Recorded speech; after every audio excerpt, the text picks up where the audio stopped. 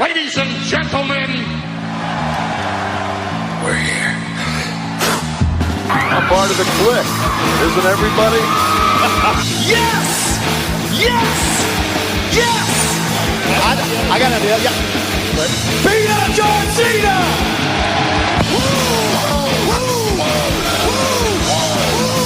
Give me a hell yeah! Oh, a little bit of the bubbly. Too sweet!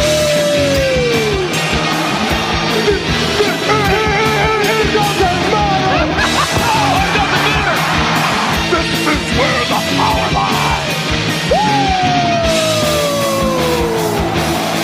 I am the man. Beat me if you can! Come on! It's showtime, folks! The following episode is scheduled for one fall, and it is for your listening pleasure. This is In The Kliq. What's up, everybody? Baby Huey here, and joining me once again is my good brother from within the ropes and the Bullet Cast. It's BrianTronic. How's it going? It's going good, Huey. The Bullet Cast Universal Heavyweight Champion. I was going to say, okay, what is your status on that? Are you champion still? Like, I'm getting a little confused, keeping track of everything. I'm the true champion. Yes. Philip, he thinks he's the champion, but I'm the real true champion, and I'm going to prove that because I'm the prediction king. He doesn't know that, but I'm going to show my real skills. You're my champion, I will say Yes. that. You're the people's champion. You're that's even better. You're the Kliqsters champion. Yes, that's even better. The champion of the universe. Yes, absolutely. You're the real unified champion. Yes. Oh, man, but here we are back at it for another episode of In The Kliq. So much to talk about. AEW Revolution, the big pay-per-view came and went yesterday, this past Sunday. And yes, we're going to talk all about it. We're going to recap it. We're going to review it, give our thoughts and reaction to all the highlights from this show. And man, and I do apologize. I know we haven't done as much AEW related content the last couple of weeks. I mean, me personally, I've just been busy with some personal stuff going on. But hopefully you guys did enjoy my interview with Tony Khan, the co-founder, the co-owner, CEO, president, GM, head of creative, Tony Khan. It's actually funny. He has all those titles, like on his Twitter page. He has all those handles of the different titles he represents for AEW. Wow. It's on Wikipedia as well, and then like on YouTube. So I had to make sure I had all those job titles under Tony Khan's description of himself. That's a lot of hats. Yes, it is, man. A lot of hats for himself. But yeah, no, I figure, okay, unfortunately, I haven't been able to review much episodes of Dynamite the last couple weeks. But yes, hopefully you guys did enjoy my interview with Tony Khan. I was a little bummed. I wish I would have had more time with him. He was doing a radio tour. So, you know, for anyone who doesn't understand, I'm one of many people he's interviewing in a short time window. So you only have so much amount of time given to you. And so, I had to do the interview. I wish I had more time with him. So hopefully, you know, maybe in the near future, I would love to do a longer form interview with him. So hopefully the fact that I kind of broke the ice with him, maybe I can get another interview with him down the road. So fingers crossed. So I like to think I'm in now. I'm part of the AEW family. As we all know, Chris Jericho is my celebrity best friend.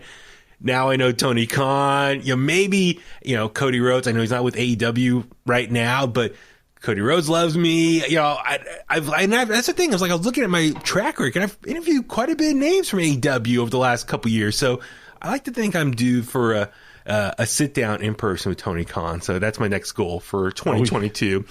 But Brian, so yeah, here we are, Revolution in the books now. So like we always do, kind of give our initial thoughts, and then we'll work our way through the cards. So yeah, how about you? What'd you think of the show overall? I thought it was good. I thought, you know, it maybe ran a little too long, but you know, for the most part, it was a good show. Like, started off hot. You know, I always love a wrestling pay-per-view that starts off hot, good matches, great action. But you know, it was another thing I love about it is that it wasn't as predictable as you know, stuff normally is. I mean, even with the rumors and spoilers that there are out there, you know, every match had me like on the edge of my seat, like, oh, wait, what's gonna happen? Like, I don't know, you know. So it was good. Yeah, I'm with you. Definitely the time, it was long. Don't get me wrong. I appreciate you get your money's worth for that, for either watching on TV or streaming or being a fan in attendance. But man, it was a long day. If you count the buy-in and the main show itself, it was 5 hours.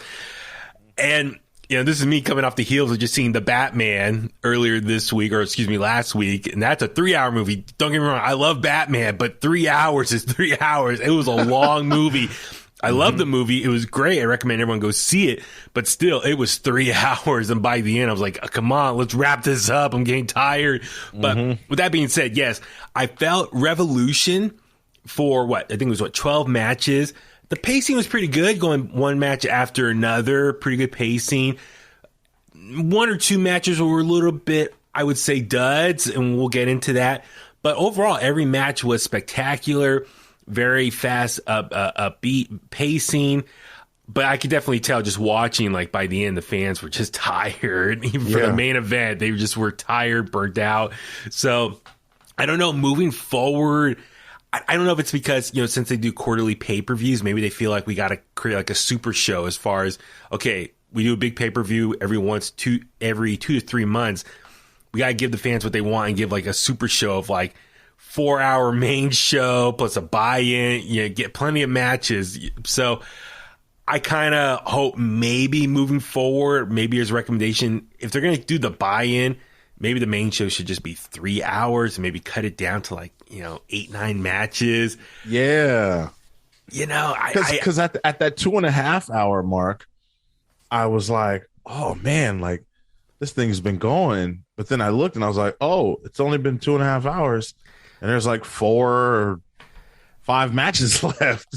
For me, I noticed it after the dog collar match with CM Punk and MJF. After that match, I was like, whoa, that was a long match. It was the longest match of the night. And I looked, and I was like, there's still 4 more matches left. And they're like all like championship matches, title matches. And I anticipate all of them are going to be longer banger type matches. So I'm like, this night is nowhere near being done here. So I'm like, man, and that's the thing, when AEW started, wasn't the buy-in originally like just 1 match, if I remember correctly? Yeah. Sometimes 2.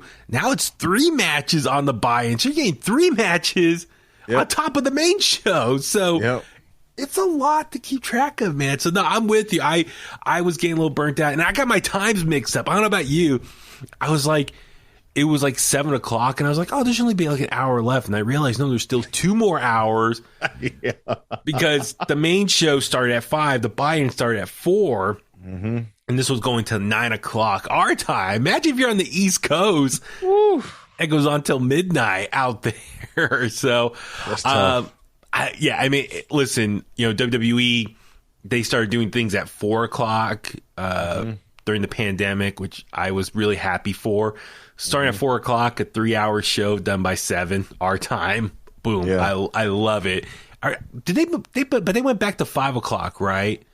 I think so. I think they might have went back to 5. Yeah, they did go back to 5. Yeah. Yeah. So I don't know. A few years ago too, they were doing 5.5 hour pay-per-view shows. WrestleManias. I think one day. Couple of Hell in a Cells were like 5.5 hours. Oh my God.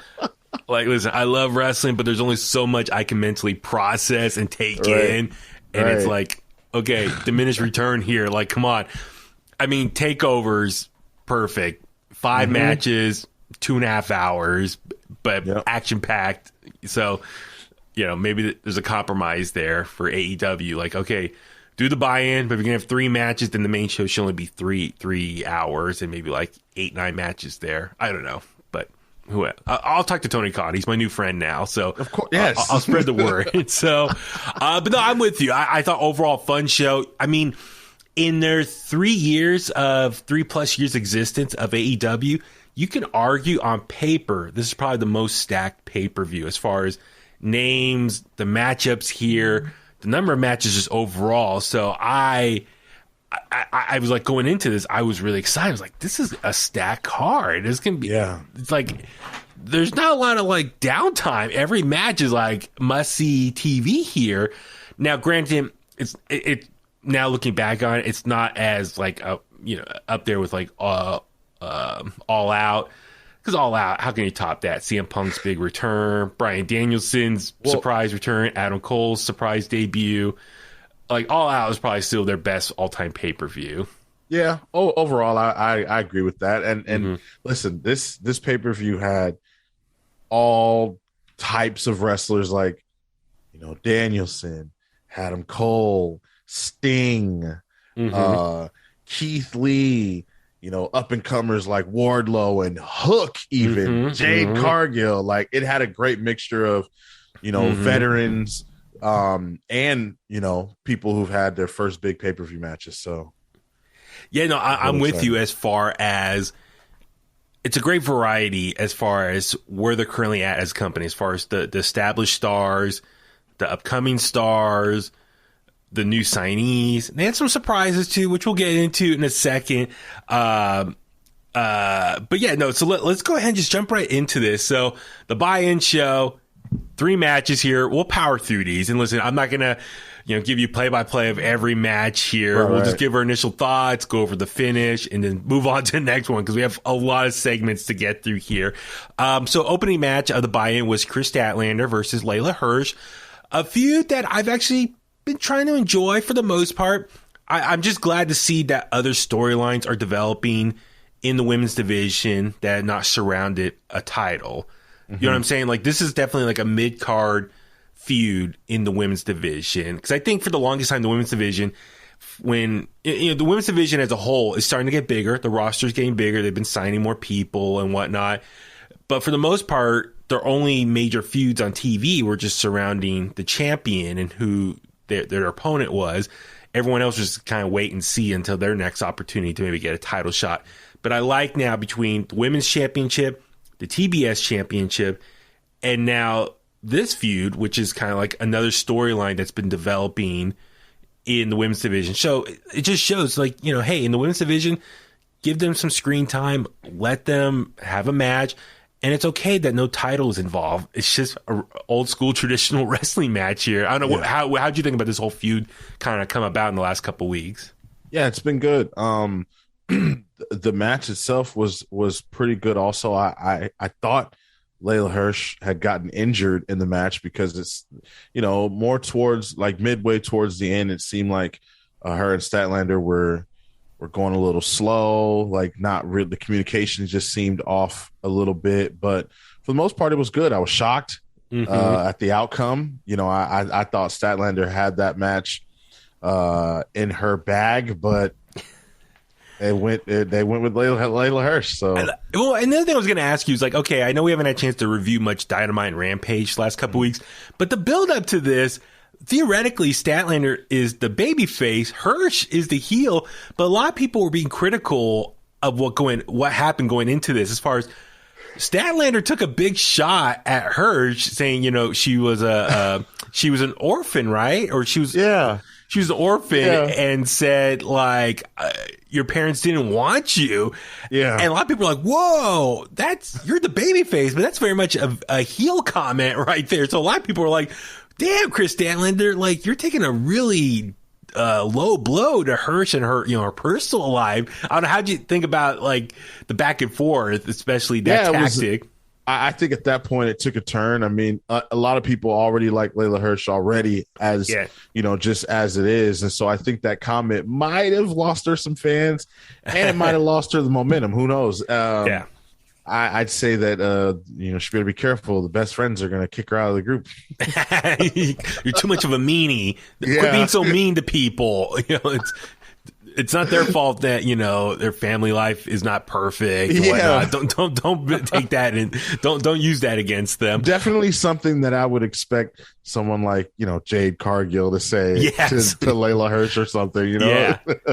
So the match itself was pretty good. Layla Hirsch. She's very much the mat technician. Statlander's a tremendous athlete. I mean, Statlander was doing like a backflip, and Hirsch like kicked out her leg. I thought that was or kicked out her hand. That was a great little spot right there. Yeah.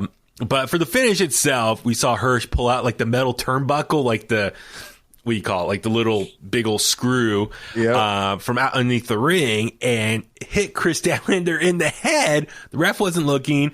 Hirsch then followed up with the moonsault press to pin Kris Statlander. So Hirsch got the victory. I think a lot of people thought maybe Statlander was going to get the win here, babyface. Yep. No, Hirsch picked up the victory, and then Red Velvet came running out to check on Statlander as Layla Hirsch was walking up the ramp, celebrating. I'm actually kind of enjoyed this finish because now Hirsch kind of can establish herself as the mid-card heel for the women's division. Is that safe to say for you? Definitely. Especially after that finish. I mean, we were just talking about, maybe the tables had turned on Statlander, but I mean, if it's pretty clear now that Layla Hirsch is going to do whatever it takes to pull out a victory. yeah, exactly. And this is good, just to add some more depth. Not to jump ahead, but it was announced that Layla Hirsch will take on Thunder Rosa this week on Dynamite. The winner will get a match against Britt Baker for the Women's Championship the following week in San Antonio, Texas. Which, who's from San Antonio right now? Oh, Thunder Rosa. Not the little foreshadow who's going to win there. Yeah. But I imagine Thunder Rosa is going to win, get the rematch the following week. And, hey, early prediction. I think she might win. She might win the Women's Championship in her hometown, which I'm looking forward to that in a couple weeks. So with that being said, Layla Hirsch losing potentially to Thunder Rosa, I think her and Red Velvet are probably going to set up a program now. So that's what it looks like based on Red Velvet coming out to the ring. Next up, we saw Tony Giovanni come out to the ring, and he thought he was going to interview Kenny Omega. Hear Kenny Omega's theme songs. Like, what? We haven't seen him in, 4 months? He's been out injured after his loss to Hangman at Full Gear. Nope. Ultimate swerve or troll move. Swerve, which foreshadowing what else happened on the show. But, yeah, out comes Don Callis. Cuts a promo. Just predicts a big night for the Elite. I don't know. What'd you think of Don Callis' promo here? I thought that was good, man. He got me because I was like, oh, it's Kenny Omega. I was like, oh my God. And then Don Callis comes out. I'm like, okay. I see what's going on here. I mean, maybe he's coming back sooner than we all think. Yeah, because what was it? I think Meltzer said originally Kenny Omega was going to at least take 6 months off to he was really banged up towards the end of his championship run. And so he was due. And for me, it's like, take as much time as you need. If you need 6 months, fine, because that will lead up to around Double or Nothing. He can make his big return at Double or Nothing.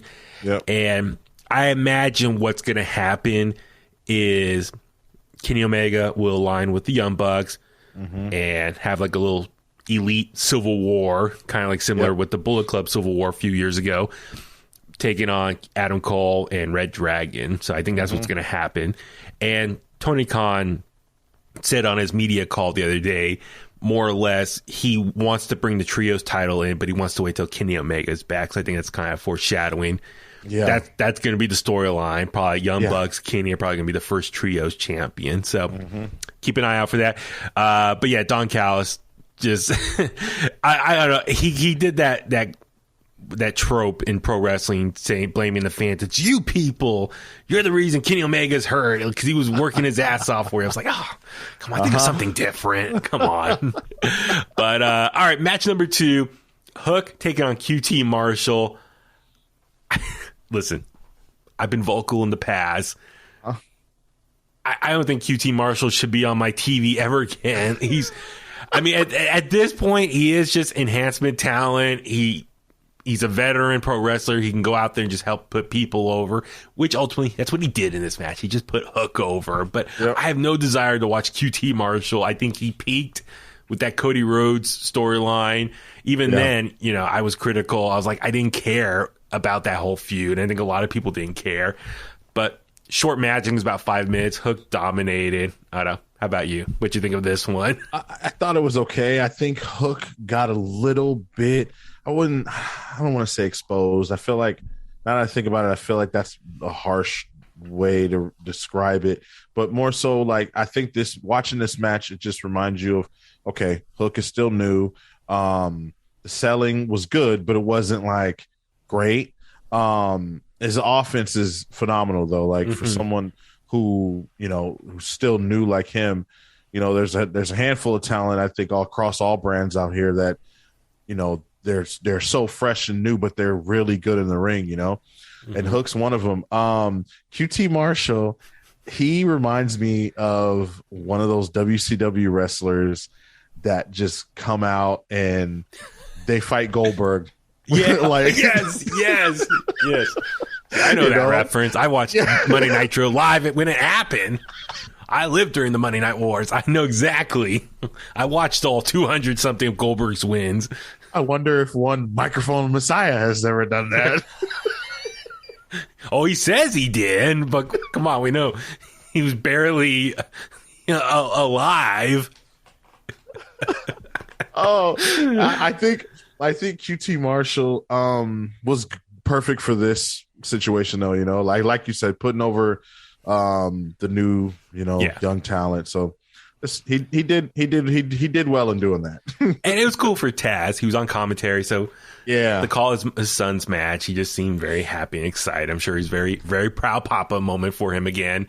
Yeah. And I mean, it'd be interesting. Like the people on this buy-in show, it'd be kind of curious to see where they are a year from now. Are they going to be the next phase of stars that AEW relies on? So sure, they're on the buy-in this year, but next year could they be farther up on the card? So keep your eye on that. Little prediction looking forward ahead. But yeah, no, Hook dominated. QT tried to get a cheap shot on Hook, but QT also tried for a pump kick, but Hook caught him and then exploded with the capture suplex, and Hook hit a Northern Lights suplex on QT for the near fall, but then Hook submitted QT after the Red Rum. So yeah, good match for Hook. Everyone loves Hook. And then next up, the third match was Death Triangle, which is Pac, Penta, Oscura. Am I pronouncing that right, Brian? What does Oscura mean? I have no idea. Oh, can we ask your wife? Yeah. Hey. He's asking his wife right now. What does oscuro mean? Yeah. Dark. Duh. We knew that. Penta Dark. Yeah. Oh, yeah, like Lucha Underground. Yeah. We knew that. I knew that. Yeah. See, yeah. Yeah, of course. I mean, yeah. So that's the thing. I just knew it as Penta Dark because I mean, I know. Yeah, Lucha Underground, of course. Come on. Yeah, you and I knew that. Sorry, I'm just my Spanish is a little rusty. Yeah, me too. Yeah. So, and Eric Redbeard rounded up the group because we know. Oh my God! Phoenix is out injured still. So Redbeard, is he officially with AEW, or is this another like one-off appearance that he's been doing? Because remember he did like a one-off last year, right? Any word? I don't think I saw a graphic for him. And I know usually when you don't see the graphic, that means it's not official. Yes, yeah. But I don't know because he made the appearance on Rampage. So it looked like he aligned himself with Death Triangle. So he's like the current third member of the team. So they took on House of Black, which is Brody King, Buddy Matthews, and Malachi Black. I haven't had a chance to get your thoughts, man. Since last time you and I have recorded, Buddy Matthews officially joined AEW as well. Man, your thoughts on Buddy Matthews joining All Elite Wrestling? I think he was the missing part for this House of Black situation. I haven't really been a fan of it, ever since, God, what's his name? Malachi Black came to AEW. Okay. And then Brody King. Okay. That's a little better. Okay. It's coming together. But now I think Buddy Matthews coming. He's the missing piece. Like, and even last night, he like a lot of people say in WWE, he's a small guy. He looked like a big dude in the ring with all those big dudes. Yeah, no, he is jacked. He's in tremendous shape. I just watching him, like tremendous. Like I'm a big fan of his and see what his potential is. That's an interesting thing, and this is something I was talking to a buddy of mine the other day. Where people, where they were on the card in WWE and where they are in AEW now. That's something I want to see. I hope for a lot of them, they move up farther than what they were in WWE? Are they in a better spot now? So that's something. Yeah. Buddy Matthews is one of those people I want to keep an eye on. But nonetheless, okay, I think now the House of Black really is like a faction now. So it's a 3-man group. It's cool. They all kind of like the same, mask with the antlers. That new entrance. Now, I didn't like it at first, and maybe it had a lot to do with when they debuted it. I think it was in Daly's place or something. Yeah, and so it just didn't look right to me. But last night with the three of them, they all had the mask with the horns, like you said on. Yeah, that was perfect for me. I was like, okay, that's great. I said on Twitter, it's like I want to go to a metal show with House of Black, and also Eric Redbeard because he is a metalhead. Even his time in WWE, and he was aligned with Daniel Bryan. He had a metal shirt on every week. So all four of those guys, I would love to go to a metal show with them. But the match itself. So yeah, House of Black. It's like, okay, it's a faction now. Awesome. I like this. The match itself, dude, so much fun. The spots, I mean, it was one thing after another. I can't do it justice by rattling off. If you're listening to us right now, you most likely watched the pay-per-view as well, so you know exactly what we're talking about. Anything in this match that stood out for you? Buddy Matthews. I mean, again, he was seeing him in the ring with everybody else. It's sort of like it made him look like a monster. Like his presence was just there. And also, Brody King and Redbeard, they were going at it. They were flying around, hitting the ropes, slapping some beef. Flying in and out of the ring. Like, I enjoyed that. It was good. And I will admit, I did laugh. So, ever since Penta Dark has reemerged at this kind of newer gimmick of him. Alex Abrahantes. Am I saying that? Yep. Abrahantes? Yeah. A couple weeks ago, he came out. He looked like, I guess, trying to be like the Grim Reaper. But he looked like, Death from Bill and Ted's Bogus Journey. That's what he looked like. And then at Revolution, he comes out with a little bit different, like red, black on his paint on his face. He looked like Darth Maul from Star Wars. I was like, come on, man.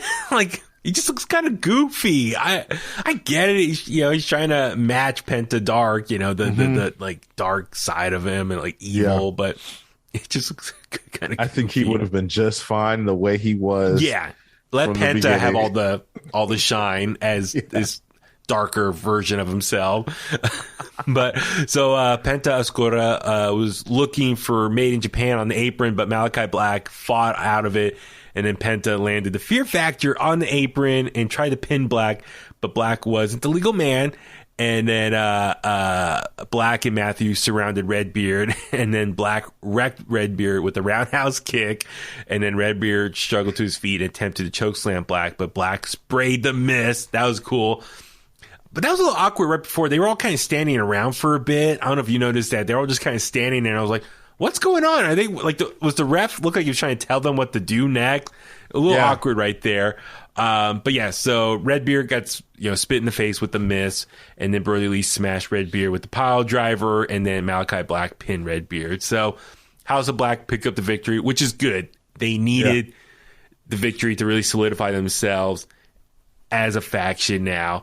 And now, like, you really think about it, man, there's quite a few 3-man groups now, so it's really due for that trios title. It is long overdue now. I do feel kind of bad for Death Triangle because it's like they lost again.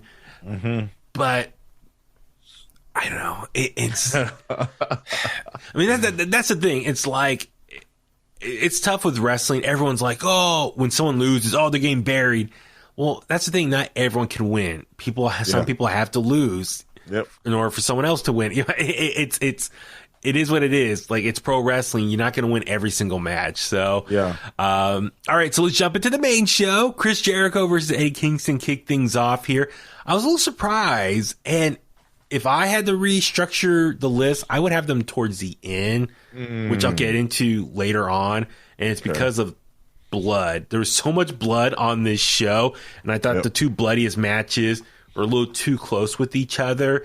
I would almost had the Mox Bryan match open the show if they're going to bleed, and then the dog collar match closer to the end. So you separate a couple hours of blood, so it's not so back to back. So and then therefore I would have Jericho and Eddie Kingston towards the end. But hey, for an opener, fine. Crowd got all excited hearing Judas once again on the loudspeakers. Yep. This match was pretty damn good, man. Like, Brian, I don't know about you, but it looked like they were really trying to beat the crap out of each other. Yeah, definitely. I haven't been much of a fan of Kingston, Eddie Kingston, but he did pretty good in this match. And Jericho, he looks great. I mean, he's right back in shape. Looking like he really can go another 10 years. Honestly, like he looks that good. I was just kind of shocked. Like I think it was last week. A lot of people noticed, wow, he's lost a lot of weight, and I was like, I guess because he hasn't been on TV as much lately, and also when he has been in the ring, he's been wearing kind of a little more baggy clothes, so you haven't really been seeing his body, like that. So when he finally took his shirt off, I'm like, oh, he's really slimmed down. He's got his six-pack back. So like, congrats, Jericho, dude. He's been putting in the work. But yeah, sorry, as you were saying about the match. Yeah, no, the match was good. Now that you've mentioned it, I think, I think you're right about the placing of the match. It was good enough for an opener, but considering what else was on the card, I think it would have been better to have it later on in the show. But Jericho's been on record saying that if you're not, the last, then you better be the first. So that is very much true. I think if you're not in the main event, having an opening match is also very important because you set the tone for the night. You set the tone, and everyone else has to follow that. It's like, all right, you guys want to stand out, you got to try to outdo what we just did first. We set the tone and the tempo. So absolutely. Now, the match itself, the story going in is obviously Jericho and Eddie kind of fighting for the friendship of Santana Ortiz, which I was surprised they did not come out at all. They were not ringside. They had no involvement. I was surprised too, considering them approaching Jericho backstage. I think it was Dynamite, right? And then they kind of nodded at each. I don't know. If they shook hands or that's not. Right. That's right. Yeah. I was like, okay, I know what's gonna happen. Yeah, we're good. Yeah, that's right. I was like, okay, I know what's gonna happen then on Sunday. So no appearance from them, no involvement. It was a straight up match. Eddie Kingston early on dropped Chris Jericho on his head, which I was like, ugh. And I could tell after that, like, Jericho was really laying into him. It got really stiff, this match. Like, they were really slapping each other. I mean, you can see, like, under Kingston's eye, like, a little, it was swelling up a little bit. It got a little red. I'm like, ooh, like, a little bit of a receipt. Honestly, with that happening, I feel like that maybe made the match better. Oh, absolutely. Absolutely. Just lay into each other. And it's so, I mean, the story outside of Santana Ortiz, Jericho was really just laying to Eddie Kingston, like, since you've been here, you never won the big match. You've always lost your opportunity. So it's like, okay, will Eddie Kingston finally get a big win in AEW? And so jumping ahead, Eddie Kingston wins. Yeah. So kudos Jericho. He put over Eddie Kingston. That's a big thing. Considering, Jericho is the veteran. So I think it's really cool that he's using his star power to help put over people for the greater good of the company. Yeah. But also, I will say though, I felt like this build's been okay the last couple weeks on Dynamite. I feel like Eddie Kingston getting that big win finally should have been a bigger deal, but it was kind of a little bit last minute thrown together. Because, it got a little sidetracked with the whole Santana Ortiz storyline. So I felt like that should have been a bigger moment with Eddie Kingston finally getting a big victory because he's been losing everything else, title opportunities and whatnot. I was hoping this would be a bigger deal. That was my one little issue here. And if Santana and Ortiz wasn't going to be involved in the match at any capacity, like, whether they just come to ringside, get involved with it. If they weren't going to be involved, then I think they should have focused more on, Eddie Kingston and Jericho one-on-one. Yeah. Just themselves. They because, again, like you said, Santana and Ortiz was involved, and then Jericho had like the spin-off story with the Inner Circle, and you really didn't know what was going to happen. You obviously, we're probably not the only ones who assumed or was waiting for Ortiz and Santana to come out. So you know, I'm kind of glad they didn't though. Oh yeah. That way, it was more just a straight up clean victory. So, you know, we saw Jericho grab Kingston with the code breaker for a near fall. Then Jericho slapped Kingston and yelled, "Stay down, stay down." And then Jericho fired backwards with the Judas effect, but Kingston moved and Jericho instead collided with the exposed turnbuckle. And then Kingston applied the stretch plum, which was an interesting submission hold to see. And Chris Jericho tapped out. So Eddie Kingston picked up the win, and then Kingston tried to shake Jericho's hand because that was kind of like the stipulation for this match. Jericho said, if you get the big victory, I will gladly shake your hand. So Kingston goes up, sticks his hand out, and Jericho didn't keep his word and just walked off and just said, "I can't," and just walked out. I thought they were going to do the Jericho HBK WrestleMania 19 move. I was like, oh no, I wouldn't trust Jericho with a handshake. But let me ask you this. Thoughts on, is Jericho going back to heel now? I mean, last couple of weeks, he's definitely been a little bit more heelish. But this match, he definitely worked a little more heel as well. So I think he's going back heel a little bit more. Probably.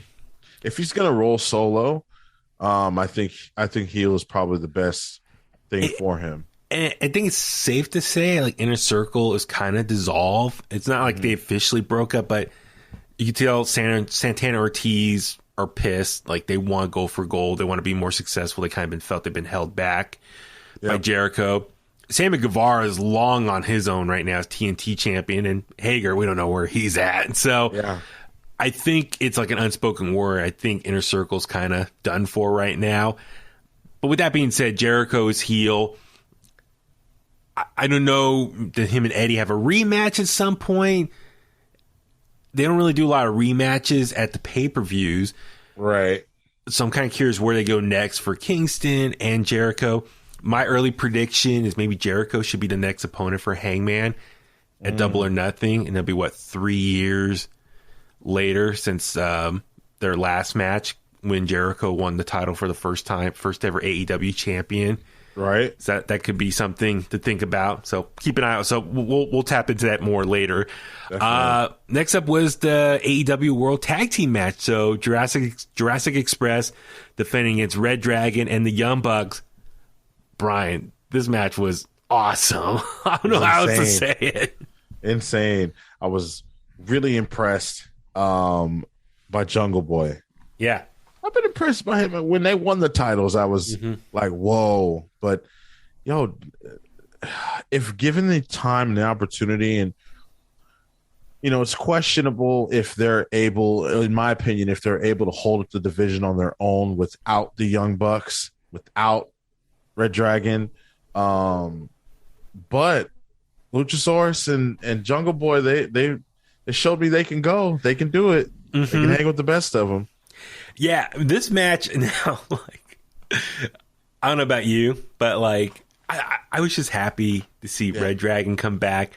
Bobby Fish, Kyle O'Reilly, just seeing them come out to a match, it just had that NXT takeover vibe. Dude. I was just geeking out seeing the two of them come out. Kind of like heels right now. It just it took me back to a couple years ago when they were dominating the NXT tag team division, tag champions, Kyle O'Reilly playing air guitar on the title belt. It felt nice because, listen, we know NXT takeovers are no more. They're gone now. Not really a thing anymore. So this is probably the closest thing. And that's something, for anyone who hasn't listened to my interview with Tony Khan, I did tell Tony it's kind of exciting right now for AEW and their roster as far as the mixture of the OGs, the day ones, the pillars of the roster who've been there since day one for the AEW roster. Then you got the best of the best from NXT, former NXT champions, tag champions, whatnot. And then you got former WWE people and then people from other promotions. So really the roster is like an all-star lineup now. And that's what I was trying to stress to Tony Khan. Sure, it's stacked. People are fighting for TV time right now. It's a good problem to have. But nonetheless, it's like my favorite people from NXT takeovers from the last couple of years are now in AEW. So I think that's where AEW is benefiting as far as their pay-per-views are replicating somewhat a little bit that NXT takeover vibe a little bit.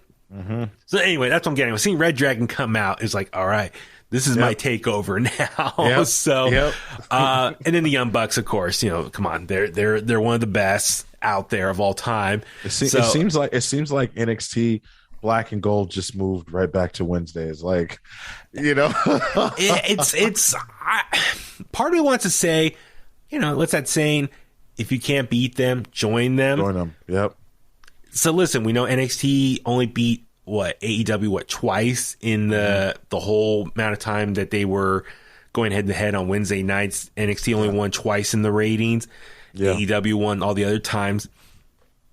Now, granted, a lot of these guys have left the company or let go release, but to their credit, they're like, all right, if we can't beat them on NXT, let's just join them in AEW. So I'm really loving the roster right now. Like I'm more excited for AEW right now than I have been in a while. I'm really amped up between Red Dragon, the Elite guys, Adam Cole, Keith Lee, Andrade, Malachi. I mean, that's what I'm saying. Like, these are the best of the best from the NXT brand from the last 3 years are here now.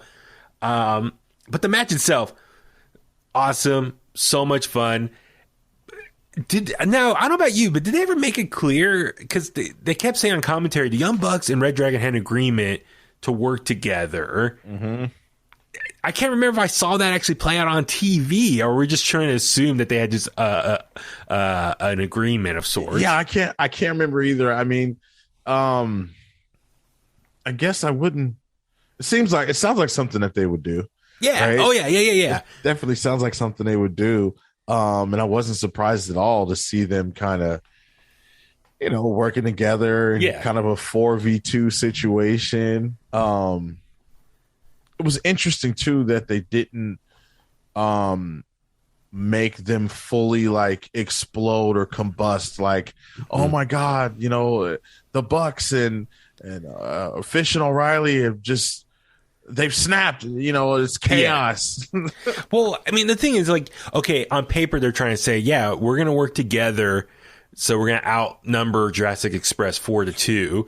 Yep. And I don't know, I guess their mentality was, if one of us win, we all win, which is like, that's total BS. Because it's like, you really think one of them is just going to lay down and let the other team win the tag titles? Way. So you knew eventually that was going to happen. So it eventually did break down with the Kyle O'Reilly, I think, went for the pin. And the Young Bucks broke it up and they're like, hey, I had the pin there. Why'd you do that? And then you could tell the tension started building and things were falling apart. Mm-hmm. And so, we saw Jungle Boy drop a shooting star press on O'Reilly. Luchasaurus went for the pin, but Nick Jackson broke it up with the 450 splash. And then O'Reilly wiped out Jungle Boy by smashing the AEW tag title into his head. Then Red Dragon hit the high-low, a.k.a. Total Elimination. As Joey Styles would say from ECW. Yeah. Hit the high-low on Jungle Boy. But Luchasaurus broke up the pin attempt. And then the Young Bucks launched a BTE trigger out on Jungle Boy. But then at the last moment, O'Reilly broke up Matt Jackson's pin on Jungle Boy.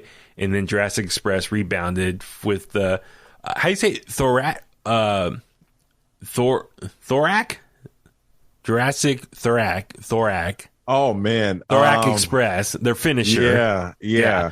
Something like that. Yeah, finish off Matt Jackson for the pin. So Jurassic Express.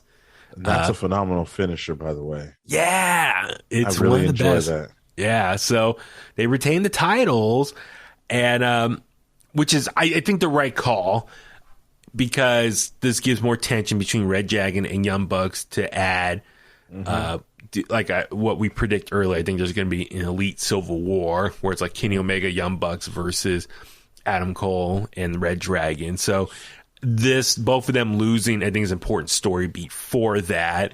I still think Jurassic Express are going to lose the title soon. I wouldn't be surprised if it's at Double or Nothing. My early prediction is Mox and Bryan Danielson. Wow. Because they're the new tag team. They shook hands, not to jump ahead. Right. and they're gonna have, I guess, a manager now, which we'll get into that. We'll get into that in a second. We'll get into that. That's interesting. All right. Next up was the Face of the Revolution ladder match. We saw Christian Cage take on Keith Lee, take on Orange Cassidy, take on Powerhouse Hobbs versus FTW champion Ricky Starks and Wardlow. Now, going back to what I said earlier, how AEW, I think, is a little bit trying to capture the NXT TakeOver vibe. This ladder match I was looking forward to because one of the greatest ladder matches was at TakeOver a few years ago in New Orleans. Was it the 5-person tag or 5-man ladder match? Was that for the North American Championship? I can't remember now. I think so. I think it was. So with that being, was Cole in that one, or I think so. Yeah, Adam Cole won, right? If I remember. Yeah, that was also the same night Roddy turned, right? Yeah, and Ricochet. Yeah, it was. And Ricochet debuted. Ricochet, right? yeah. Did he debut? That was amazing. I saw that in person. I was in person in New Orleans. It was amazing. Yeah. It was so good. So anyway, that's what this ladder match I was trying to think it was going to replicate a little bit. This match was awesome. What do you think how it played out here? I thought it was great, man. Definitely felt like Christian had a lot to do with putting that ladder match together. I seen some spots that I was like, yeah, good point. I've seen that before. So they had an expert in there to kind of help out. 20 years ago, we did this. It worked. Trust me. Yeah, definitely. Keith Lee, this was his first ladder match, according to Mia Yim. Was it? That's what she said, and I guess so. I could have sworn he was in a ladder match in NXT. Maybe I'm wrong. I think that was somebody else. Okay, there was that ladder match for the North American Championship, but Damian Priest won that one. Because remember, their Velveteen Dream went flying out. I think Keith Lee took on Karrion Kross that night. Took on Adam Cole. Was that Great American Bash? No. So the ladder match that I remember during Keith Lee's era, he was on the same bill, but wasn't in the exact match. So I think I'm trying to remember now. So many matches to keep track of now. Wow. But no, very cool to see Keith Lee. Yeah, definitely. Listen, it was a ladder match. It wasn't anything too crazy, but it was definitely good to see some bigger guys. Was not too much flying around or flips and stuff like that, but they still managed to, do some unbelievable things. Yeah, no, I enjoyed Keith Lee, Powerhouse Hobbs, and Wardlow kind of all going at it. Some more, some big hosses slapping some more beef there while the littler guys were on the outside. I thought they were a little inventive as far as Orange Cassidy using the ladder to pull himself up and jump and then flip over on the top. While the other big guys were holding the ladder. I thought that was pretty creative there. Nasty little spill. Powerhouse Hobbs was, I think, him and Wardlow were trying to clothesline Keith Lee over the rope, but Powerhouse Hobbs came running and he flipped over hard on the outside of the ring. I mean, if you look on Botch Club on Instagram, you can see the video again. Flying hard. I was like, ooh, I hope he's okay. Right. But then later on, Wardlow and him go up to the top of the ramp. They break the ladder and they each take a side. And then Wardlow's walking ahead and Hobbs hits him from behind. I thought that was pretty cool. Don't turn your back on Hobbs right there. Wow. But yeah, no, this thing was insane. It was great. I guess I forgot. I thought there was going to be a surprise entrant in this because they usually do that in the past, but no, there wasn't. It was just all six of them. I did too, and I think it's because it wasn't a casino ladder match. Oh yeah, when they a countdown or something to come in. Right. Let's see. The finish though. I did cringe at the finish, though, which I'll get into in a second. So we saw Keith Lee throw Orange Cassidy out of the ring. Hobbs and Wardlow fight with Keith Lee on the ramp. Oh, yeah, let's see. Broken Hat got that. So we saw Ricky Starks climb the ladder, but Danhausen appeared out of nowhere, placed a curse on Starks. Wardlow powerbombed Christian Cage while Starks went back to climb the ladder towards the brass ring. Wardlow jumped on the ladder, which I was great. Danhausen, very nice, very evil. Shout out to Wardlow, his athleticism and agility to jump on the ladder and land nicely like that. Yeah. And then he got under Starks, powerbomb Starks onto that ladder that was sitting horizontal. And then Wardlow grabbed the brass ring, unlatched it, won the match. My issue, though, is out of all people in that match, why was Ricky Starks the one to eat that power bomb on the ladder? And he landed, I think, early, so he landed on his neck. We know he has a bad neck. Yep. I cringed so hard. I was like, no, like, get someone else. Have Orange Cassidy be the one, because I know it's got to be a smaller guy, so it's only down to Christian, Ricky, and Orange Cassidy. But, like, don't let Christian, a little too old to do that. Yep. Ricky Starks got the bad neck. Orange Cassidy should have been the one to eat that power bomb from Wardlow on the ladder, not Ricky Starks. I just cringed. I was like, no, his neck, like, ow, like, no. Yep. But hey, Wardlow won, huge pop. So he's now the new number one contender for the TNT Championship. Mm-hmm. And then, but first, so Sammy Guevara is going to defend against Scorpio Sky, because Scorpio Sky has the case of like, hey, I won, but I never got an actual title shot. Exactly. So Wardlow will face the winner of that. So, do you think Wardlow's? You think he's gonna become TNT champion? I hope so. I think he might. I hope so. Might be time, man. So yeah. I'm excited for that. So he's the number one contender. Sammy's been great. But I think I don't know. I just when you think of who's going to take it to the next level, right? I think Sammy, you've seen everything you can see from Sammy at this point. Inside, whether he's defending the championship or in a multi-man match, doesn't matter. Like we all know what Sammy can do. And I think that there's nothing really else Sammy can do with the TNT championship.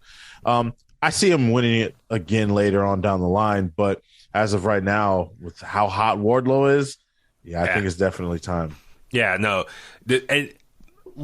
Jumping ahead, there was a big coming out party for Wardlow as far as going full baby face here. So we'll get into that more in a second, but the crowd really loved him, and he is destined for big things now. And then next up, we saw Tony Schiavone up at the top of the ramp. He had a contract in hand, and I didn't notice it at first, maybe because I had my head down, but he, boldly or accidentally just flipped it around, and you clearly saw the name that was going to be on there. So he kind of spoiled who was going to win or be the next contract signing. I was like, I see the name. Yeah. So, nonetheless, and then I think people in his ears says, turn it around. You're spoiling it. So he put the contract behind him. Yep. Sure enough, he announced that Shane Swerve Strickland, the newest signee for AEW, he comes out, signs the contract formally. Oh my God, why am I blanking on his WWE name? Swerve Scott. Swerve Scott. Yep. Isaiah Swerve Scott in WWE of Hit Row. He's now officially All Elite, man. Your thoughts on him joining AEW now? I knew it was coming. I'm still a little about everybody going to AEW, but I think this will be good for him. I can't believe he didn't get to shine on the main roster. Like the amount of great matches he could have had with, whatever's left of the WWE roster on Raw and SmackDown, right? But he's a phenomenal talent. And I'm excited. He can mix it up with, listen, when they're in AEW, you can literally look to you can look and look forward to facing pretty much anybody, whether it's people on the indies, people in AEW, like that. I think that's one of the fun things about AEW is that they're not just strictly, only AEW people you're going to fight. Like, he can still take indie dates. There's people who can come in from all over the place. He's coming to the Bay Area, West Coast Pro Wrestling in April. Right. So get your tickets. So looking forward to seeing him in person. Last time I saw him in person was at the APW show a few years ago against Jake Atlas. one of the best matches I ever seen in person. It was tremendous. So, Wow. but yeah, excited, very happy for Swerve Strickland. I like how he says, "Whose house is this?" And the crowd reacted, "Swerve's house." So Yeah. he's automatically already over with the crowd. They knew his catchphrase. He's a made man. There's goosebumps. Yeah. Now, granted, though, okay, we've seen this before. They sign someone, they have like a good couple weeks, and then they disappear. Yep. Mm-hmm. A la, Jay Lethal and some other, signees. Now with Swerve, I hope he gets pushed. It's like, I don't know how they're going to properly book him. That's my only concern. Yeah. I'm with you. It's unfortunate he didn't get a proper run on SmackDown. Like literally probably 3 times before he got released. Yep. It was unfortunate because Hit Row, he was like in NXT, he was the single star while the other two guys were the tag team. Unfortunately, when they were in SmackDown, it looked like the big guy, the former football player, I'm spacing. Top Dollar, AJ Francis. AJ Francis, yeah, Top Dollar. He was getting pushed as the singles one, and then Swerve and the other guy, Adonis, were being treated as the tag teams. Like, no, Swerve is like the leader. He should be getting pushed. So, yeah. I wonder, will Top Dollar, or not the top, will Hit Row follow, and will they come to AEW, or is Swerve just by himself? I kind of want to see him by himself, see what he can do. Hey, but that's always an option. I mean, when you talk about the idea of trios titles, that's true. Mm-hmm. I mean, to give him a different name, but Hit Row would be very over with that crowd. I believe the other three, or the other two guys, and the girl, Brianna Brandy is what she goes by now. I think they're calling them. They're going to be doing some shows coming up soon. They call themselves the Hitmakers now. Oh, okay. Yeah, and I thought Swerve was going to be a part of that, but it looks like he's not. So, maybe if they show what they can do on the indies a little bit, they can kind of get a little more comfortable with each other. Some more, well, yeah, because it's even Swerve said it himself in a recent interview that he wishes, like, he knows he's good no matter what. Like, if he gets fired or whatever, he's going to be good. But he mostly feels bad for the rest of them, because they were just starting out. Yeah. Oh, yeah. So Swerve, he knows he'll be immediately a hot free agent, that people were going to pick him up. So, yeah, the rest of them, I'm sure he probably feels a little more responsible for their well-being as well. Yeah. So, yeah, hopefully they get picked up. But, yeah, if Trio's thing takes off, a Trio's title in AEW, yeah, totally. Maybe down the road, maybe after he has a little bit of a singles run, maybe he can be like, maybe they can create a storyline where he's losing and needs extra backup, and he can call on some allies. Friends. And then, boom, the crowd will pop for that. Yep. So I'm excited, though, to see what they can do. And I know it's a stacked roster, as I mentioned earlier. I think AEW is in a good spot right now, which we haven't had a chance to talk about the whole Ring of Honor situation.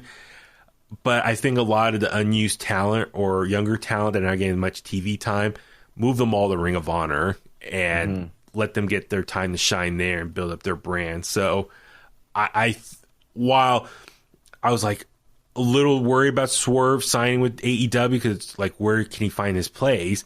But if you take a lot of the talent and move them all to Ring of Honor, that might free up some spots so guys like Swerve, who are new, can have a place to shine moving forward. So that's what I'm thinking. All right, let's move on up to the TBS title match. So Jade Cargill taking on Tay Conti, which, by the way, I just realized Tay Conti, second pay-per-view in a row, she had a title shot. So last pay-per-view, Full Gear, she had the AEW championship match against Britt Baker. Yeah. Now jump ahead. God, it's been almost 4 months. Can't believe it. Wow. That's the thing. All the other pay-per-views are 2-3 months apart. The downtime between Full Gear and Revolution, almost like a full 4 months. Yep. It's way too long. I don't know if they could. I mean, I know they did Battle of the Belts, but that was kind of lackluster. It was like an hour long on a random. It's kind of the same. Night. It's kind of the same from, I think, from Double or Nothing to All Out. All Out. Yeah. I mean, they have have, the little TV specials in there, like, Fight for the Fallen, and they have another. They already announced another Battle of the Belts coming up. I think in April. Right. I want to say. I hope they do that one better. I didn't really like the first one. Well, the first Battle of the Belts, they just booked themselves in a corner because they put all their best title matches on that first episode of TBS. Yep. And then the following week, they're like, "Oh, we got this Battle of the Belts show on TNT. All right, let's put FTW Championship on the line." FTW, what? The TNT Championship, and Cody wasn't even there. So it was Dustin and Sammy Guevara for the interim title. So yeah, that first Battle of the Belts was a little, I want to say curse. It was just unfortunately not handled too well. That TBS, the first episode of TBS or Dynamite on TBS was much better. That felt like more a Battle of the Belts. Yep.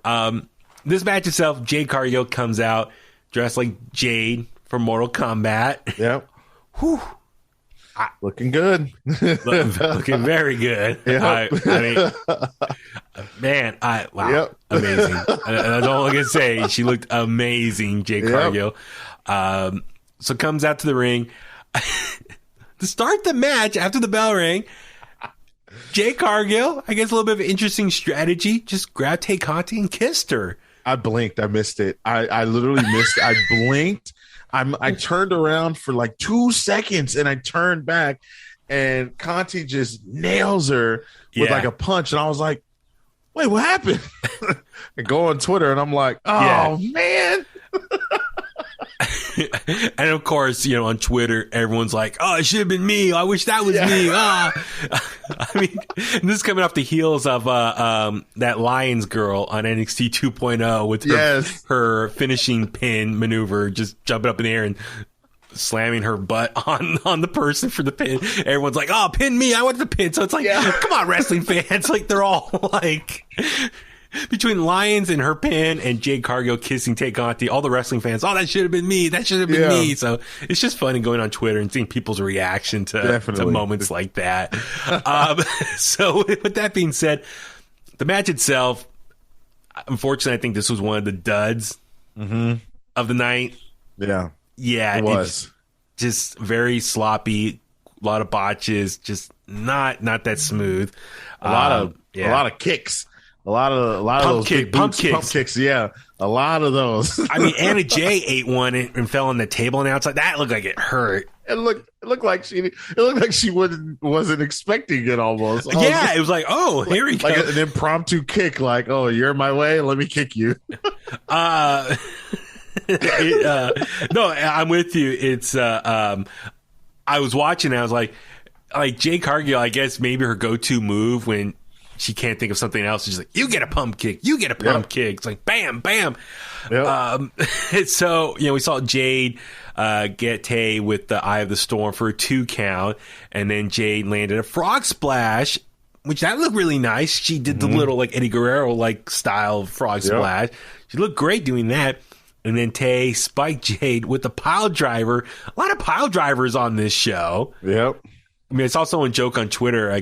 Ever since Undertaker retired, everyone's using pile drivers now. It's like he's not the only one that can use it anymore. There you go. Exactly. So Tay climbed the top rope, but Jade shoved her from behind and sent Tay's head smacking into the top of the post. And then Jade followed up with the pin or with her finisher, Jade Cargill's finisher. I was gonna say Beth Phoenix's move. Yep. What's it called? The Glamazon Slam Glam Slam or something like that. She calls it Jaded, right? I think that's what she calls it. Jaded. There we go. Yeah. And pin Tay Conti. Wasn't a super long match. Good. Didn't need to be that long. Jade Cargill, I know she's 29-0. They're really focusing on her undefeated streak. So it's not Goldberg territory yet, but they're really focusing on that. I like how she still kind of jokes about everything's green now because everyone calls her very green in the ring. Mm-hmm. It's still a work in progress. Her in-ring skills, she will get better over time. But overall, though, the total package is there, man. She is a superstar in the making. Super. She has all the charisma in the world. Absolutely. I think she she belongs in WWE, in my opinion. Like, she just has that star. Like, I can only imagine, like, if she was in WWE, it would be like, oh, you know, but yeah, she looks good. She's getting better. She's getting better. It's not all the way there yet. Yes. I would like to see her in more of a situation where she's in there with someone who, no shade to Ty Conti, but you know, someone who can basically carry the entire match and, you know, sort of be a teacher in the ring for Jade, kind of bring something out of her that, you know, we haven't seen. You know, like I said, no shade to Ty Conti. She's great, but I would like to see her in there with someone more of like a Thunder Rosa, you know, someone who can kind of elevate Jade to that next level in the ring. Having her in there with someone and they both look like they don't really know what to do or whose spot is next, it's kind of sloppy and it just doesn't work. Yeah, no, I get what you're saying. I think with Jade, with her inexperience, how do you cover that? Well, you put her in with really solid wrestlers. You look at, for example, Braun Breaker over in NXT.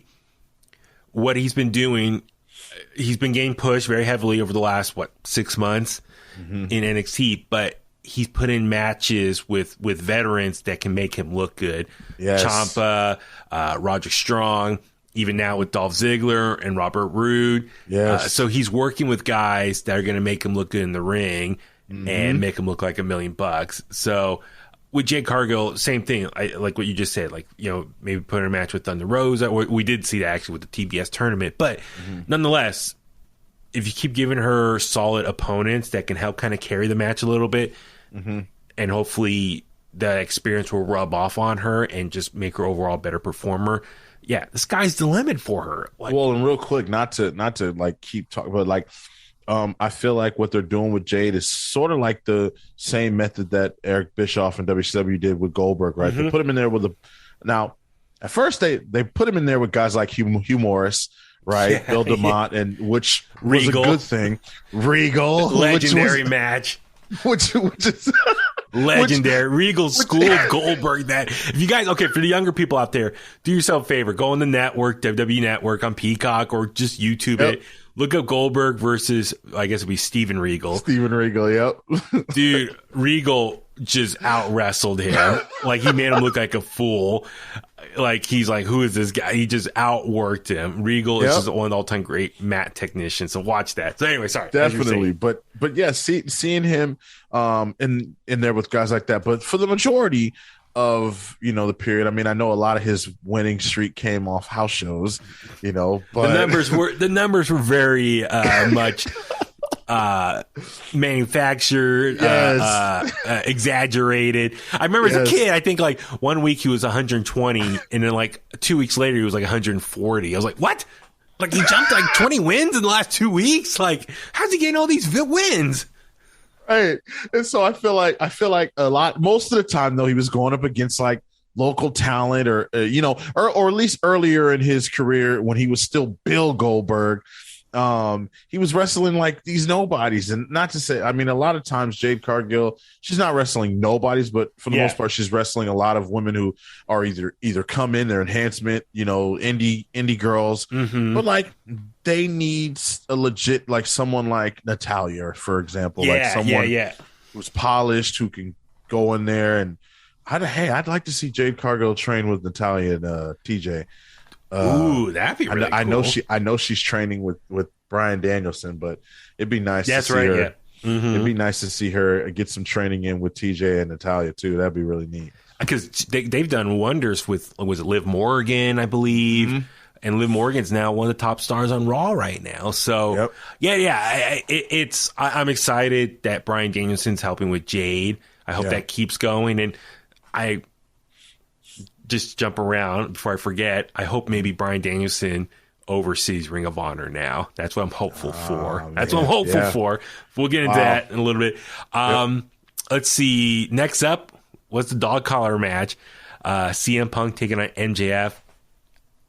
Brian, you and I haven't had a chance to talk about this the last few weeks of Dynamite. amazing build up the last few weeks. I want to get your thoughts before we get into the match. Your thoughts on the build up here. So what? Let's see. Let's go back a few weeks ago, 3 weeks ago. So it'll be Valentine's Day week. I love the promo when CM Punk came out to the ring, sat down, and ultimately challenged MJF to a dog collar match and said, "Will you be my Valentine?" And that was like a double meaning as far as, it was Valentine's Day week. So, would you like to be my Valentine? But also going back to Starrcade, legendary dog collar match between Roddy Piper and Greg the Hammer Valentine. So I like that double play on right there. Yep.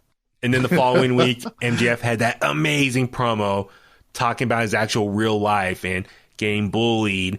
And he shared the story before. He actually used a similar story back in the day in MLW. So, he got beat up, got picked on.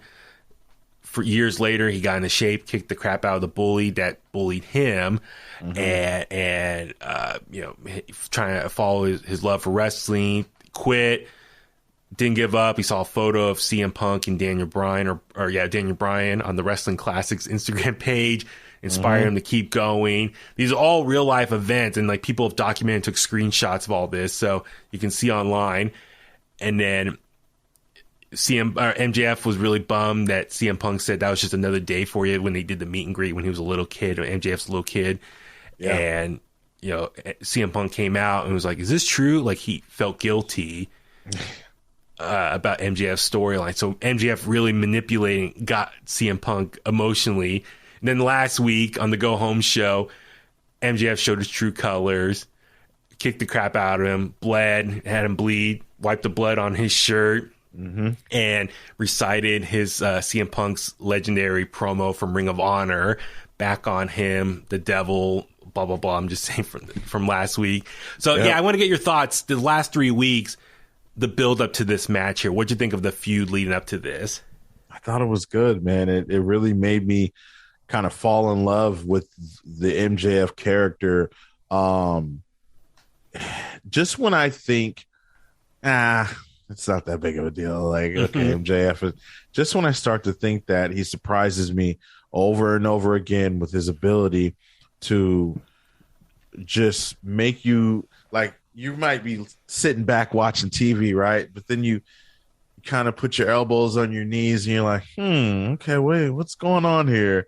He gets you invested. He gets you emotionally invested, right? Like, you start thinking about things that, like, when you think about things that get you going. I know for me personally, like, when wrestling is good, that you start getting goosebumps, you get teary eyed, you start to feel it, right? And so that's what MJF did for me. CM Punk, even, I have to give him credit.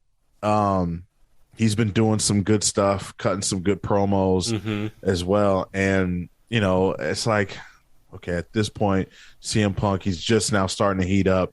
This is what I wanted from Punk. This is what I needed from him. This is what I wanted in the beginning. But, it took him a minute. Now he's heating up, especially with a guy like MJF, who the whole wrestling world says he's, the best heel in the business. A lot of people will try and argue that. But, I mean, who else can have you in front of your TV, like, quiet, not even looking at your phone? Like, when an MJF promo segment's coming up, you're like, okay, I gotta be focused. I gotta stay in tune to this. I don't want to miss anything. Yeah, like I said, I think a lot of people can agree, this is probably feud of the year. It's already March, but this is feud of the year. But the last 3 weeks, the promos, the back and forth, the manipulation emotionally, like I said, MJF playing a trick on CM Punk and convincing him that when they didn't really convince him, I think that's part of his motivation why MJF hates him, because for him, when he was a kid, meeting CM Punk at that meet and greet, that was a big deal. And the fact that CM Punk said, that was just another Wednesday or whatever day it was in the week, that was just another day to him. Well, at MJF, it meant everything to him. Like, that inspired him to pursue wrestling. So his idol is telling him he didn't care about that moment. And so, sure, MJF attacked him. He kicked him in the balls, cut him, busted him open, bleeding, all this stuff. But still, his motivation is valid. Like, he's using that anger to take it out on CM Punk. And so that's why this match was amazing as far as the build. And earlier, a few months ago, when CM Punk kept going after MJF, but MJF kept running off or sending members of the Pinnacle against him. Yeah. Hence why the dog collar was required, because it's like CM Punk's like, I want a dog collar match. That way you can't run away from me. Mm-hmm. We can take it out on each other. And I guess CM Punk had a lot of dog collar matches, back in the day in Ring of Honor. Yeah. So all this, the layers of stories that are created here, it was an amazing build. And like, the Go Home episode of Dynamite last week was amazing, especially the two of them. And like I said, MJF, after he busted CM Punk open, he's just bleeding. Oh, man. Recited CM Punk's legendary promo from Ring of Honor on him. And this is coming off the heels of the same night, earlier in the night to start the show, Tony Khan announced that he bought the rights to Ring of Honor. So now it's like, I expect that moving forward, AEW, members of the AEW roster who have ties or made appearances or worked for Ring of Honor could probably recite more of that stuff. And now they have the video library that they can show that stuff and really connect a larger universe for a lot of these people's careers and, show examples and for video packages and whatnot. Mm-hmm. So I love everything about this feud. So for the match itself, we hear Cult of Personality, but sure enough, it's just MJF coming out, so trolling the crowd. Yep. And then CM Punk, it was his turn to come out. We didn't hear Cult of Personality. Instead, we heard AFI's I always butcher this. Me too. Mrs. Sierra Cantera. I remember it was from Sing the Sorrow album, but that was his old theme song when he was in Ring of Honor. And sure enough, he comes out with his old Ring of Honor gear, like the black jacket, the white trunks, like almost like boxing shorts, kind of like, or big basketball shorts. Yeah. What'd you think of just that whole epic entrance of his? Yeah, it was good. You get in your feels, you hear how the crowd's reacting. You're wishing you're there. You're like, oh my God, this is great. You see the look in CM Punk's eye when he's on that stage, and it's everything you want when it comes down to it, that big fight feel, that moment where it's like, all right, it's here it is. It's time. Reminds me of how I felt as a young kid in for Starrcade for Sting and Hogan. Didn't live up to all the hype, but was it 97? Is that the one you're talking about? Yep. Or was it 98? No, that one was 97. 98 was the second time at Super Brawl. Okay. But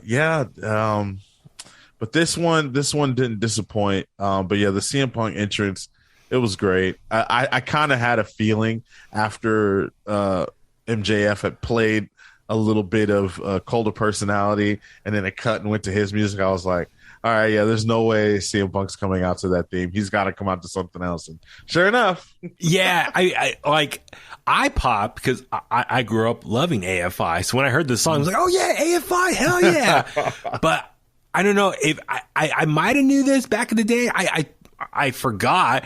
But I forgot that, that was his old theme song back in Ring of Honor. So I'm kind of wondering how many people were maybe in a similar situation, were kind of confused. We're like, okay, is this a new theme song?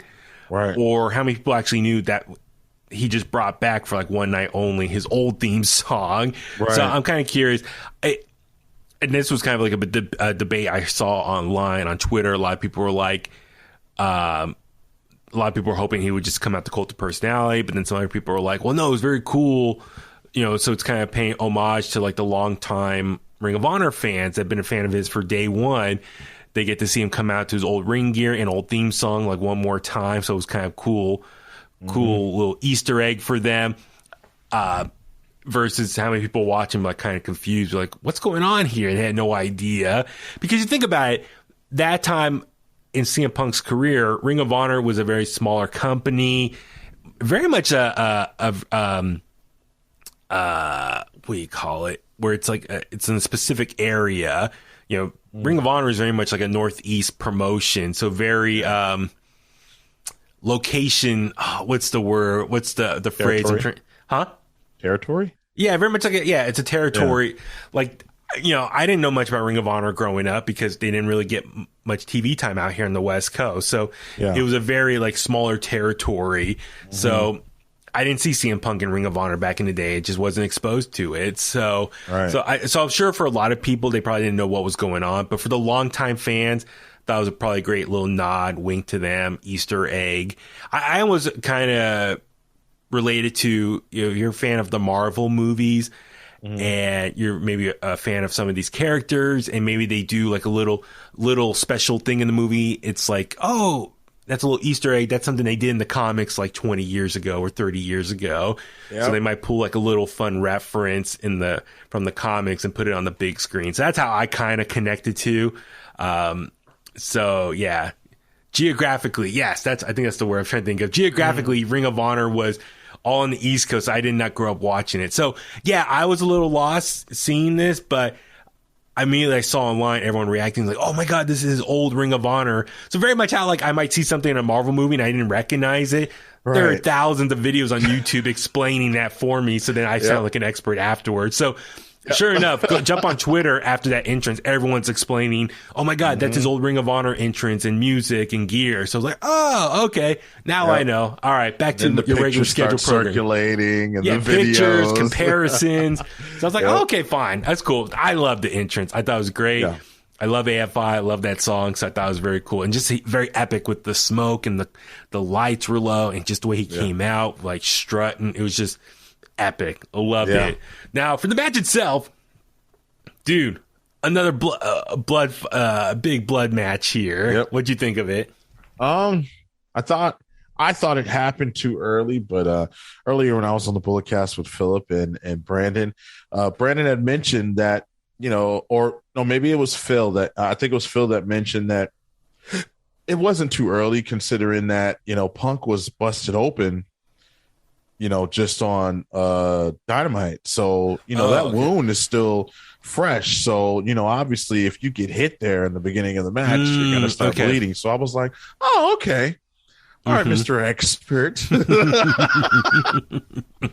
I was like, all right, that does make sense. So, but it was a lot of blood. It was a lot. CM Punk had the white trunks on, so that blood stood out very much. Mm-hmm. And then, they used the chain to their advantage. Like MJF tried to run off. CM Punk would yank it, so he got choked like on the ropes. And one point, CM Punk threw the chain over the turnbuckle and kept pulling on it, and MJF kept running into the turnbuckle as well. So a lot of strategy using that. And so the old school dog collar match with Roddy Piper and Greg the Hammer Valentine, that was a bloody match as well. So I think everyone's expectations were, blood is going to be, we got to see some blood in this. CM Punk or MJF was working on CM Punk's knee a lot. CM Punk was working on MJF's finger or hand a lot. So I like that storytelling. It was definitely a little bit of a slower match. Yeah. I think for a lot of the fans who watch AEW regularly, we're so used to the fast paced movement. So when we see a match like this that's very slowed down and the storytelling, it's like, whoa, it's almost like you gotta take a step back, like, oh my God, I haven't seen like a match like this type of pacing in a while.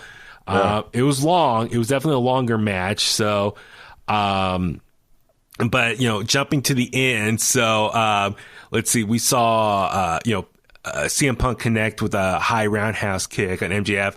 And then, Punk attempted to go for the Pepsi plunge, but MJF fought out of it. And we saw the thumbtacks in the middle of the ring, like, here we go. But instead, MJF superplex CM Punk into the thumbtacks. And then the dog collar actually came unhooked from MJF's neck. And then MJF shouted for Wardlow to come out for backup. Mm-hmm. And MJF was calling for the Dynamite Diamond Ring. And Wardlow walked down to the ring. Wardlow, though, he was strutting, man, confident.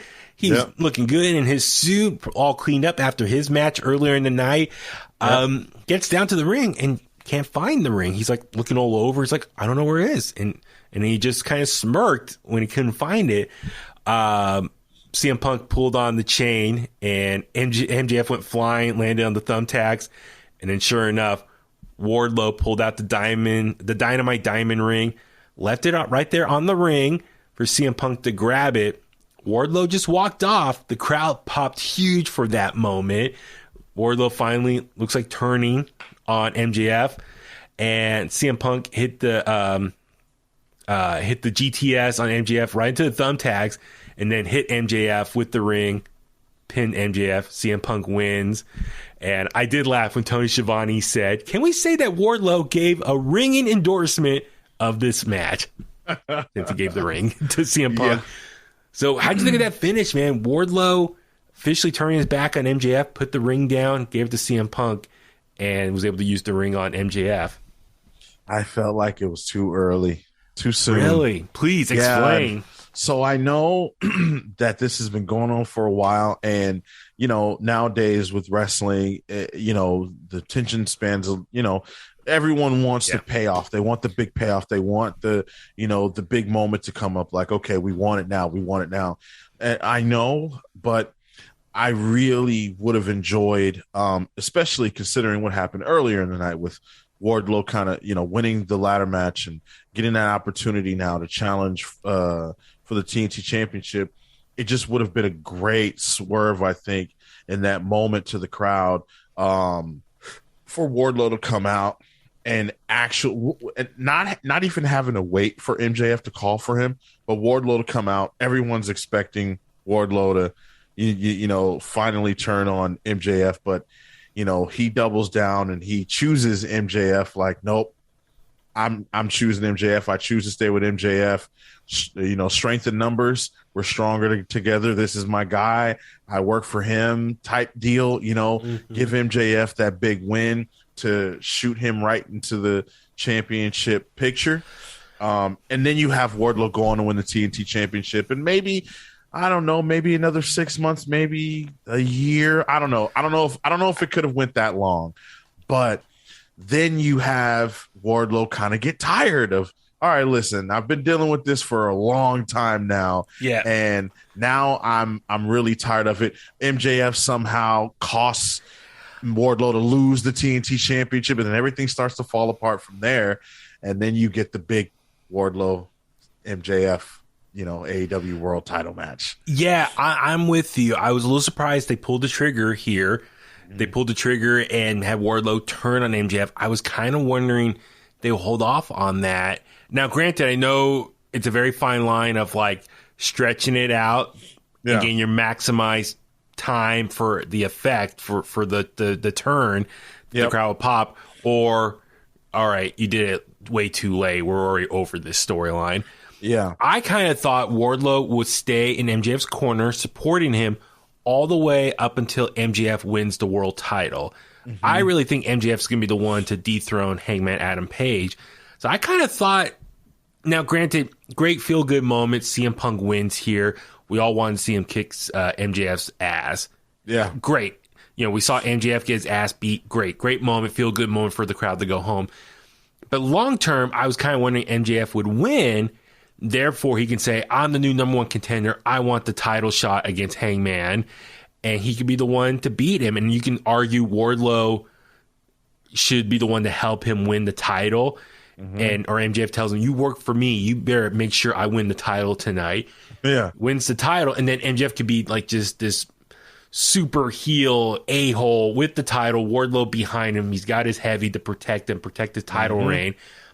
And then eventually, after X amount of months as champion, Wardlow finally turns in MJF, costs him the title, drops it, puts someone else over as champion, and then Wardlow and MJF can have their feud, post MJF losing the title. That's what I think could have been a little bit more impactful. But then again, like you said, do the fans have the patience to wait for that storyline to play out?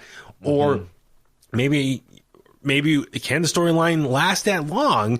I mean, I think for the last few months, a lot of people thought Wardlow was going to turn. I think people wanted to turn end of last year, which I can get. Like, they're probably like, okay, it's March. We should probably do it now, because I think people are getting a little tired of this. I think we're getting a little too much teasing. Let's actually do it. Yep. So it's a really tough catch-22, because it's like, how long can you hold out for before it gets kind of like, okay, you missed your opportunity. So I totally get what you're saying.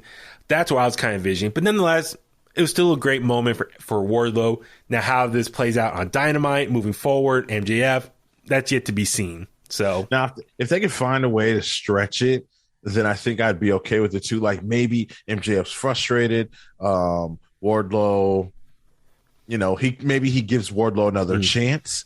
Like, hey, you know what? Let's just forget about that. You know what I mean? So, I don't know, something, but I don't know. It doesn't seem that way. Maybe, who knows? Yeah, no. So I did enjoy this. Now, how they capitalize on this moving forward, that's yet to be seen, and how they make Wardlow a star. So does Wardlow go after TNT title? Does MJF still go after the championship at some point? I don't know. We'll see how this all goes. But all right, next up, the AEW Women's World Title match. Britt Baker, Dr. Britt Baker, DMD taking on Thunder Rosa.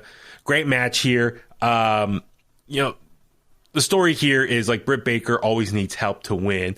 Thunder Rosa can beat Britt Baker one-on-one, as we saw on Dynamite, the Go Home show, when it was one-on-one in the ring. Thunder Rosa can't beat her. It was like, the 3-on-3 match. But this is a match Britt Baker had help, a lot of interference. So she wins here.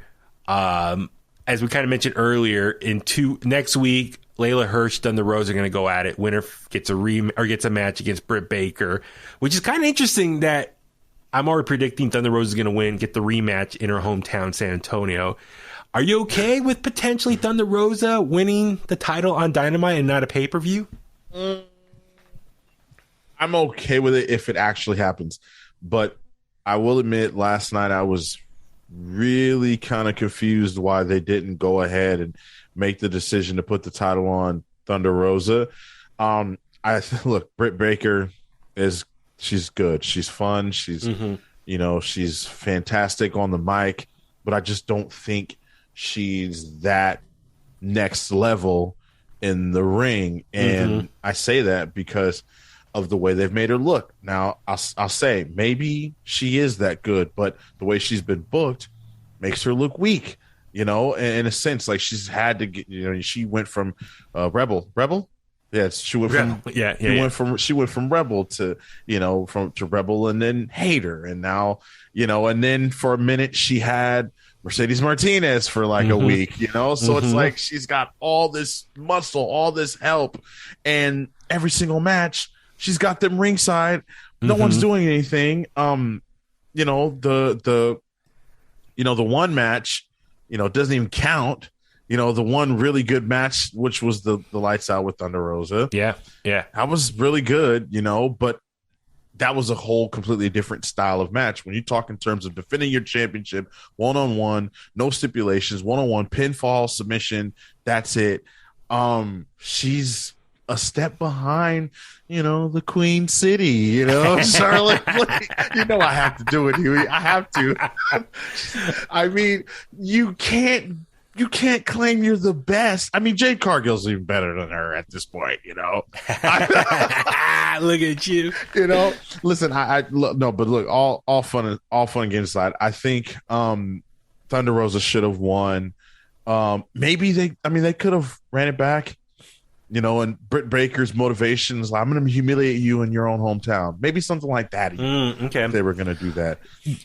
Before I forget, so when Britt Baker came out to the ring, we saw a new design for the Women's Championship. What'd you think? I like it. I liked the first one. Well, the first one I didn't like because it was too small. Correct. But then the second version of the first one, I was like, bigger. oh yeah, that's the one. I loved the strap. It just really flappy and it just looked really nice, right? And so this new one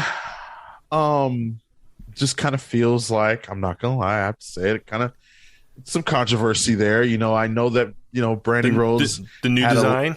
I know Brandy Rhodes had a lot to do with the older design and stuff like that. Oh my God! I didn't even think about that. It's a little strange that they chose last night to change it. Yeah, like so suddenly. Like there was nothing wrong with it at all. If anything, I think the TBS and the TNT should have more differential. Like it should be, Yeah.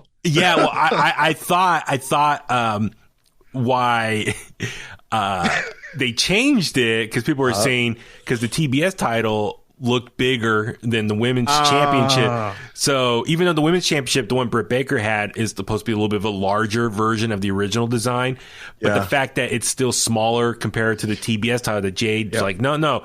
The TBS title, that's the secondary title. That should not be bigger than the main title. So that's like, let's make a new design. But I did not think about this is coming off the heels of, Brandy leaving the company 2 weeks ago, or a couple weeks ago now. And I forgot that, she had part maybe in the design of it and stuff. So I forgot about that stuff, the politics involved. But I thought it looks great. I think it was like a lot of people comparing Mid-South, the old Mid-South title. I think that's what they're comparing it to.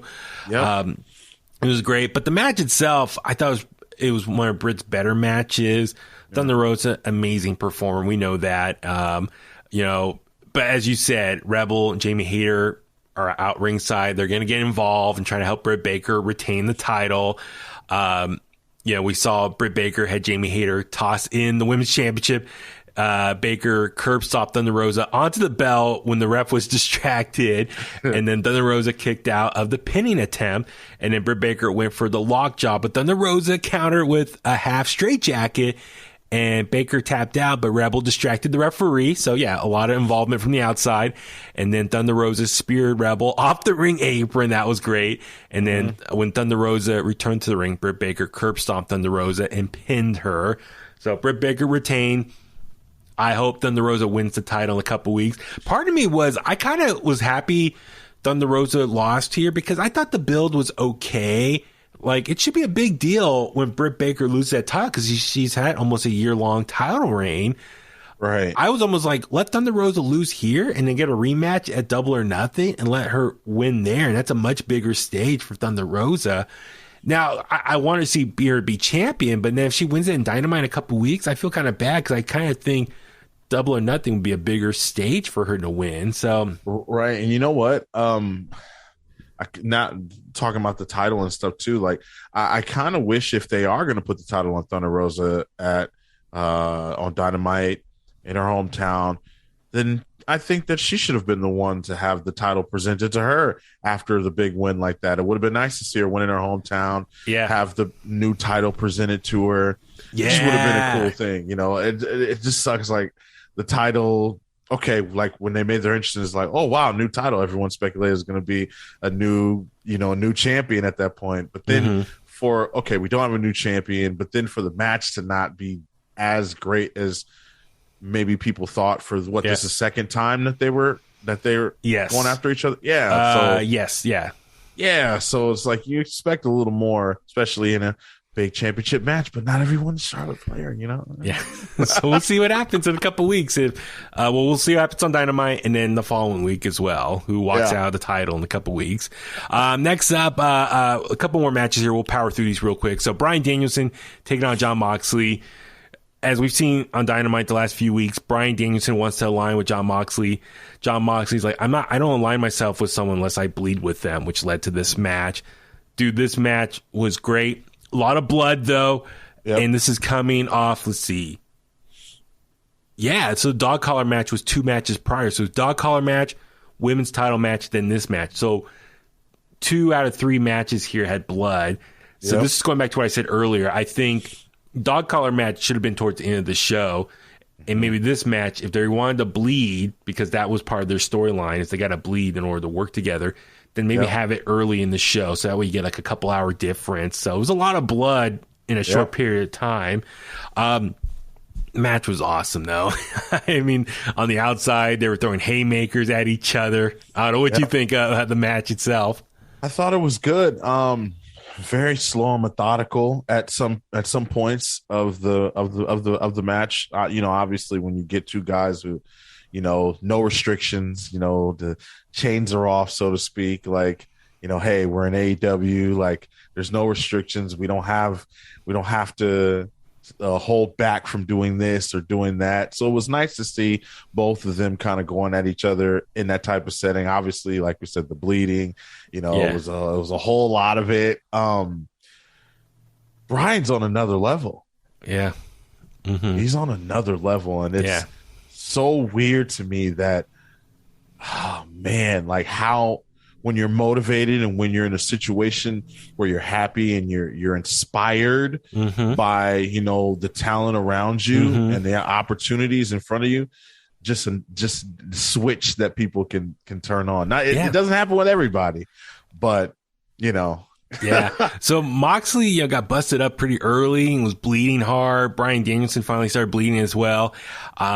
Towards the end, though, we saw Danielson sneak in the triangle sleeper on Moxley. Then Danielson used the point of his elbow and smashed it into Moxley's head. I was like, damn. And then Moxley rolled back, pinned Danielson, and Bryan Danielson was just kind of shocked, like, whoa, wait, what happened? So I guess that's a good way of protecting Bryan Danielson. It was like a sneaky pin, kind of out of nowhere, wasn't prepared for. Yeah. And then they continued just to brawl. Security people are trying to come in, refs are trying to break it up. Sure enough, out of nowhere, William Regal comes walking down. He didn't come down the ramp. He came down like along the side, comes into the ring, and he breaks up the two of them and tries to talk sense into both of them and slaps both of them. Slaps Moxley, then slaps Bryan Danielson. The commentators are trying to say he's a mentor to both of them. They have a lot of respect for him, obviously going back to their time at WWE. And then Regal ordered Danielson and Moxley to shake hands. They listened to their mentor, and they shook each other's hands and kind of ends on a happy note. One, William Regal, and then Tony Khan tweeted out, William Regal is officially signed with AEW. So, yeah, your thoughts on William Regal joining AEW, and then thoughts on him getting him to shake hands. Not surprised, I guess. Really, really big pickup for AEW for many, many reasons. I know that's been the talk on the internet ever since, you know, it was revealed. The kind of pop he got was almost like Hogan Bash at the Beach-esque. Like, even the way they switched cameras to him kind of like walking to the ring with like this look on his face, this determination. It was crazy. I'm like, oh my. And then he like was butting heads with Moxley. Got the blood on his own blood. Oh no. I was like, wow, like, okay, we're getting an evolved version of William Regal. Yeah. So do you think, like, is he gonna be their manager? Like what's going to happen? Like, I want to know what Regal's role going to be with the company. Is he going to be like an authority figure like he was with NXT, like a GM? Right. Which I can't wait until the day, because we know in NXT for years he said, War Games. Yep. Well, AEW has their version of War Games called Blood and Guts. So will he yell, Blood and Guts or something? I can't wait for that. He just grabs the microphone and goes, it's time for, or we got to settle this in a Blood and Guts match or something like that. I can't wait for him to say Blood and Guts. Right. So, yeah, I would love to see him be a GM or as a manager. I do think Bryan Danielson, Moxley, looks like they're going to be a tag team now. I could see them just tear it up, an updated version of two-man power trip like Stone Cold and Triple H were back in the day. So two-man power trip, just go crazy in the tag team division. Maybe they take the titles off Jurassic Express. I'm looking forward to that. And then, with that being said, though, with Regal, in all seriousness, with Regal, we know he was like a big eye for talent, brought in a lot of people to NXT under Triple H's, you know, era. He would go to like indie shows, recruit people, sign people, help train them. He really was a big part of NXT, like on screen as a character, but also behind the scenes. Yep. This is a huge get for AEW. If he can apply that same workflow, work style with AEW as far as recruiting talent, bringing them in, teaching them. And now if the rumors are true, like even Tony Khan gets confirmed in the media scrum that Ring of Honor is going to be more or less like a developmental brand for AEW. So maybe William Regal can oversee Ring of Honor. The possibilities are great. So if he can replicate what he did with WWE and NXT with AEW, I'm super excited for the future of AEW with William Regal there. Absolutely. So that's yet to be seen. All right. Two more. Let's power through this. Tornado Trios match. We saw Darby Allin, TNT champion Sammy Guevara, and Sting take on AHFO Andrade, Isaiah Cassidy, and Matt Hardy. Dude, this match was just crazy all over the place. I mean, the two big spots were we saw Sammy Guevara take Isaiah Cassidy and they go on top of the stage. And was it fall through the tables there? Yeah. What exactly is that called? I had it in my notes. Spanish Fly. Oh yeah, Spanish Fly onto the table on top of the ramp. Amazing. And then up in the crowd, we saw Sting, jump on. He pushed Matt Hardy out of the way. Oh man. And let's see. Let me see. Sting hit with the mat. I'm trying to think exactly what did he do there. Let's see, Sting. I'm looking at my notes here, but yeah, Sting just jumped on the tables. Who was on the table though? Do you remember who's? I believe it was. Oh yeah, Sting jumped from the balcony and splashed on Andrade through the three tables. Yeah, New Jack style. That's right. Yeah. So yeah, Sammy took Cassidy down through the tables with the Spanish Fly off the lighting rig. And then in the crowd, Sting jumped from a balcony and splashed on Andrade through the three tables. I think it was like 15 feet high at least. And then we saw Darby use a Scorpion Death Drop on Matt Hardy through a steel chair. Darby followed up with the Coffin Drop on Hardy and got the pin. So baby faces win here. Amazing match. So much fun. I don't know. Yeah, anything else? I was for sure that those tables by the balcony was set up for Jeff Hardy. I was like, oh, okay. Like WrestleMania or Royal Rumble 2000, huh? Yeah, that's what we're doing. Okay. But little did I know it was Sting. And I thought that was going to be like the downtime after the Bryan Moxley match, how intense it was. You thought this would be like a little bit cooler. No, it was just as fast paced, intense as well for them. Yep. So, all right, main event time, AEW World Championship. Hangman Adam Page defending against Adam Cole, Bebe.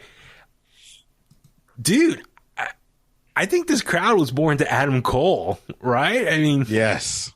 The crowd was chanting, "Let's go, Adam." And they're both named Adam, so they're both cheering for both of them. But I know Adam Cole is supposed to be the heel here, but the crowd really liked him.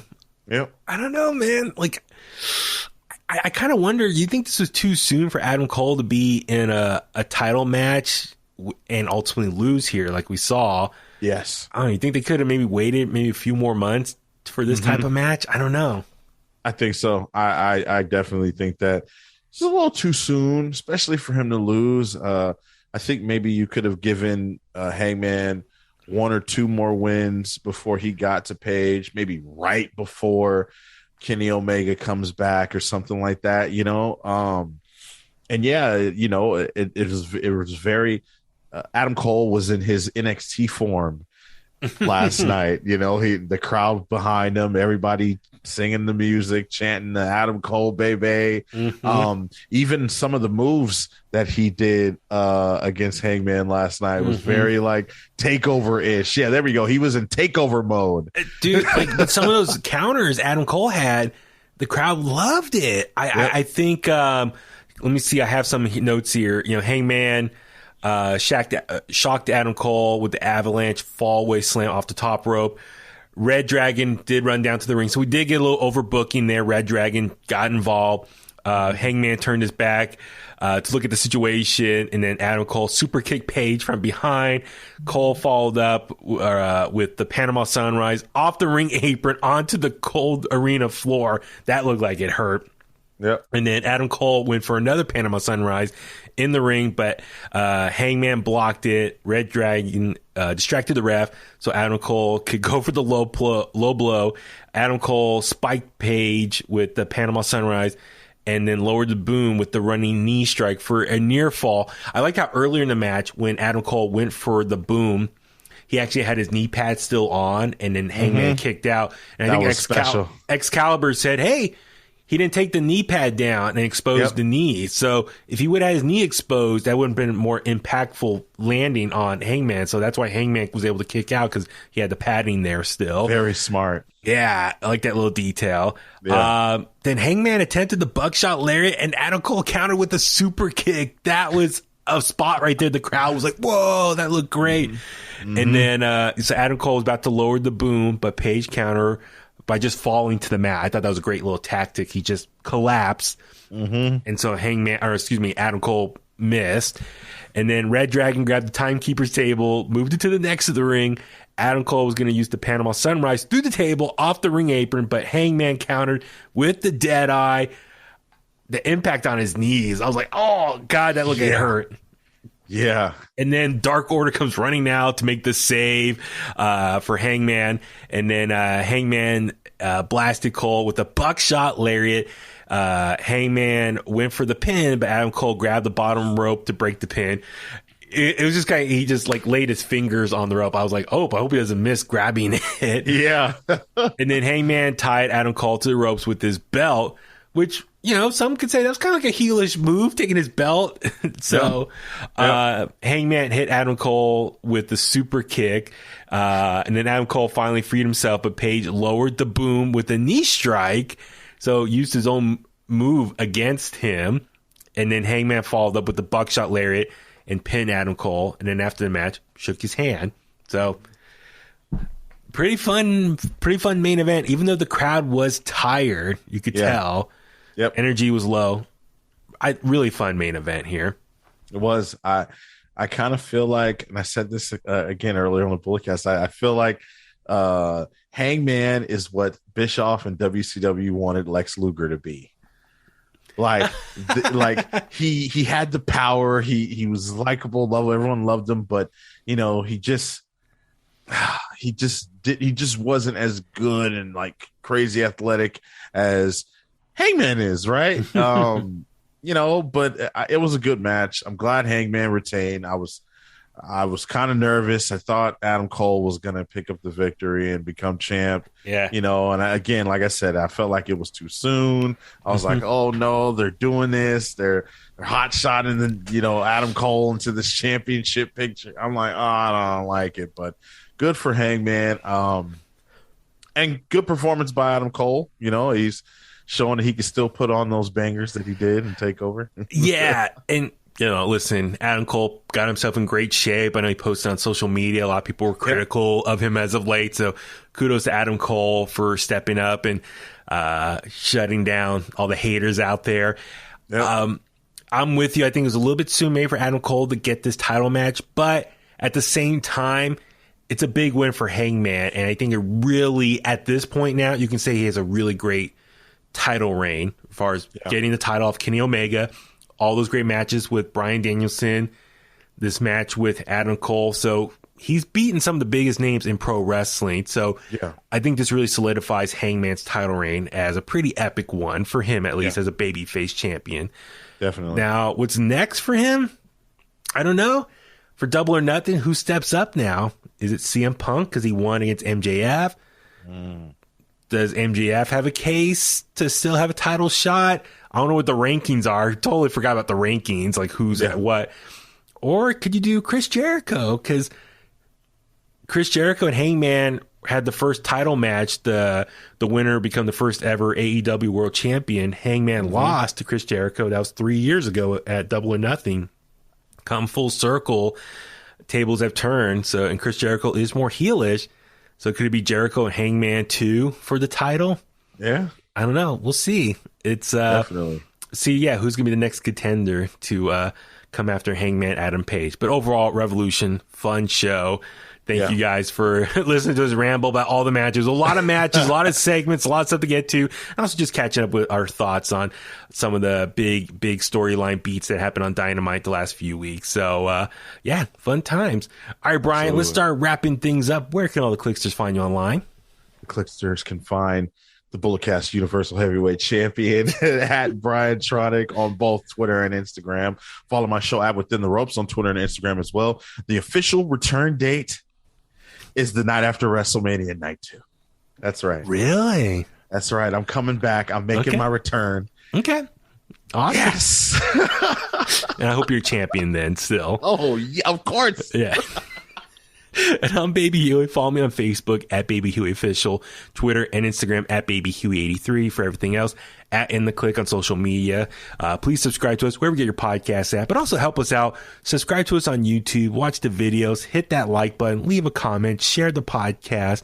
If you want to email me, inthekliq@gmail.com. That's KLIQ. And of course, we always appreciate and love all the support. So thank you guys to you Kliqsters for everything. And on that note, let's go home. And that's the bottom line because Huey said so.